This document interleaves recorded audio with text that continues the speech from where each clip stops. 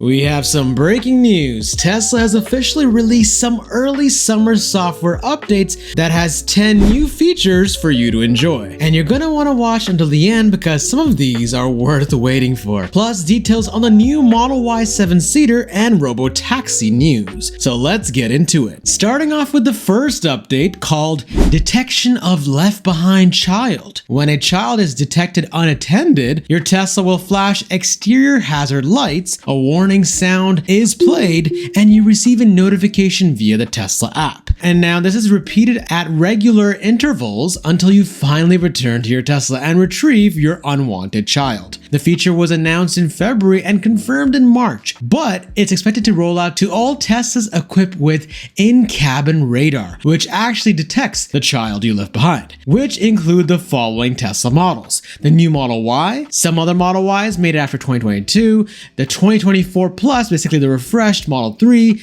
the Cybertruck, and some 2021 onwards Model S and X. There's also rumors Tesla will improve this feature by automatically enabling the climate system in the vehicle when it detects a child left alone in the seats. In a critical scenario, Tesla previously stated that it would also automatically call emergency services if the driver ignores a prompt sent to them to return to their Tesla. So if I were you, I wouldn't leave your kid behind. Up next, we have supercharging live activity. During a supercharging session, live activity now displays on your lock screen. So it gives you an overall quick overview of time remaining, the battery's state of charge, estimated cost of the charging session, charging power, and the charging speed in miles or kilometers per hour, as well as range or battery percentage added. Now the caveat is, it's for Tesla owners that have iPhone. It requires Tesla app version 4.45.0 and onwards, and iOS 17.2 onwards. Now the live activity is great, but what happens if you're not on your lock screen? If your iPhone has the dynamic island,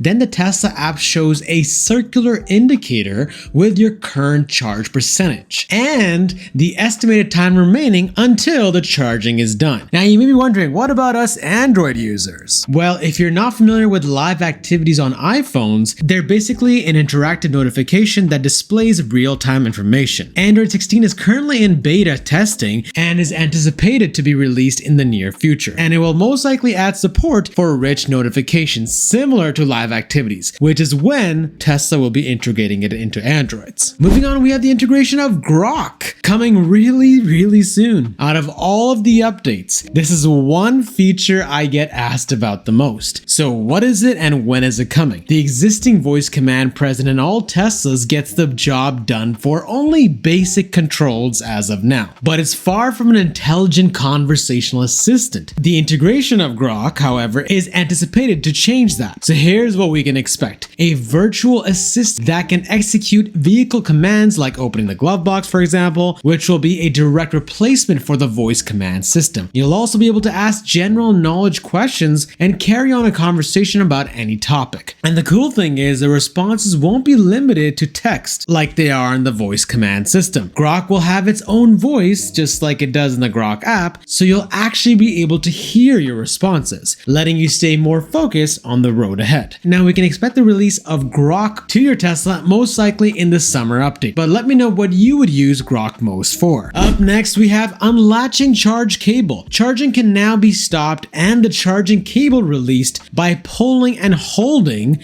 the left door handle for 3 seconds, provided your Tesla is unlocked or a recognized key is nearby. The primary benefit of this method is for those using charging cables that don't have an unlatch button, or for owners using adapters like the J1772 or CCS to NACS adapters, which may not unlatch if you press the button on the cable. This is a nice little feature that'll go unnoticed by the vast majority of Tesla owners, but it'll greatly benefit those few owners who may not be able to reach into their pocket or car to unlatch a third-party cable every single time. Of course, you still have the option to release the cable using the vehicle touchscreen or the Tesla app. Now, it's a small update, but it doesn't hurt to have. Moving on, we have rear camera updates. The backup camera now includes a new toggle button in the top left corner of the rear camera feed, allowing drivers to switch between the original and narrower view and the newer, wider perspective. When Tesla first introduced the wider rear camera in a recent update, many Tesla owners were upset that the view was now further away. Now, Tesla took this feedback and listened to everyone and made this change. Users will now be able to choose their preferred view. In addition to the new rear camera option, the side camera feeds have also been enlarged to provide a larger field of view. Now, to change this, simply hit the gray box icon on the middle left of the camera display. But the caveat is, this update is only relevant to Tesla owners of a refreshed Model Y or the original Model Y, but it has to be equipped with AI4 cameras. Now, if you made it this far in the video, you know the drill.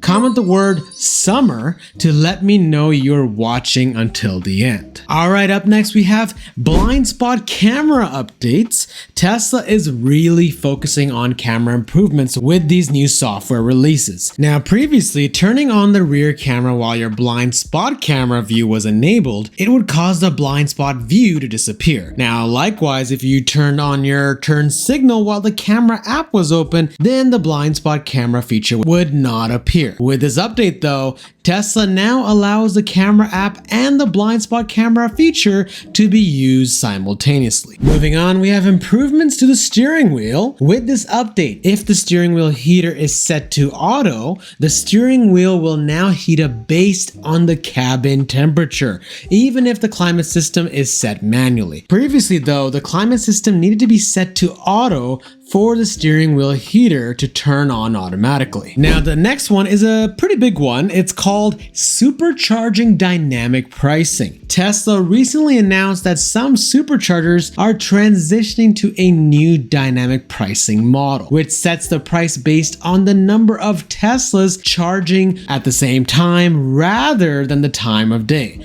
This new pricing model would adjust the prices of these superchargers based on their actual real-time usage when you begin supercharging. Your price would then get locked in when you begin the supercharging session and won't change halfway through. This change means that a supercharger could potentially be cheapest if only a few Teslas are using it. However, it could also be more expensive at night if it's under high usage. Now, you could view this as a good change, making the charging price a little more fair and should help supercharger congestion, incentivizing drivers to spread out to other nearby superchargers that may have lower use, which therefore will lower costs. Or you could view this as a bad change, if you feel the number of people plugged in at a given time should not affect your pricing. Now, this would especially suck if you live near a popular supercharger. Now, the good news is the updated supercharger UI will display an arrow next to the supercharger price, indicating whether the price is higher or lower than anticipated based on historical usage. It'll also include a quote low price or quote high price label to help consumers decide. They will also be adding a new find lower price charging button that will display nearby superchargers that would have lower prices and are less congested. Moving on, we have dash cam updates. Tesla is really going all out with these camera improvements. So if you have AMD Ryzen in your Tesla, you will now be able to review footage in the Dashcam Viewer app and tap the expand button, which looks like two diagonal arrows, to slightly zoom out on the video as it plays. This is a useful feature, of course, when trying to get a clearer look at specific details in a Sentry Mode or Dashcam event, such as a license plate, for example, without the hassle of having to export the video to a computer. Along with this, you can also multi-delete, allowing Tesla owners to delete multiple videos at once. This is especially useful if you're trying to clear up room for your dashcam USB drive. Previously, you could only delete one video at a time, which was annoying, whether you were doing it in the vehicle or through the Tesla app. Up next, we have two quality of life improvements. One is for car wash mode. Your Tesla will provide an alert for anyone who accidentally lowers their window during a car wash. And second, Tire Fill Assist, which will likely check the TPMS while you're filling up your tires. It could also give you audible feedback through Tesla's internal speakers or outside speaker when the tire is approaching the set limit. Now, if you've been waiting for the new Model Y Juniper 7-seater option, I have some good news. Tesla has sent an email to its existing customer and newsletter subscribers with the subject Model Y Midsize SUV. This is a marketing email, but it gave an interesting hint to what's coming next for the new Tesla Model Y. The email reads, ready for anything with long range, seating for up to 7, and enough room for everyone's gear. Currently, the new Tesla Model Y vehicles only offer a 5-seater option. Tesla's online car configurator for the Model Y does not even include the 7-seat option yet. However, this recent email suggests that the new 7-seat variant is about to be launched pretty soon. Now, here's a fan-made rendering,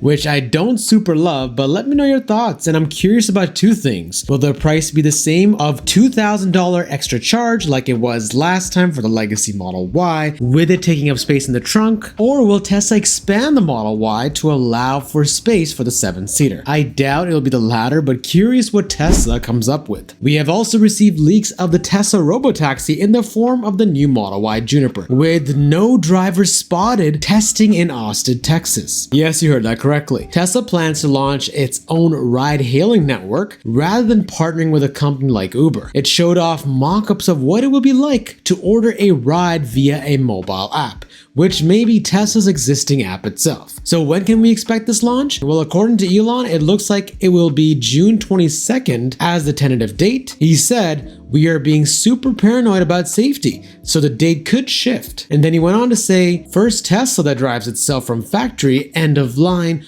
all the way to a customer house is set for June 28th. But let me know your thoughts on when we can actually expect these robotaxis available for customers to use.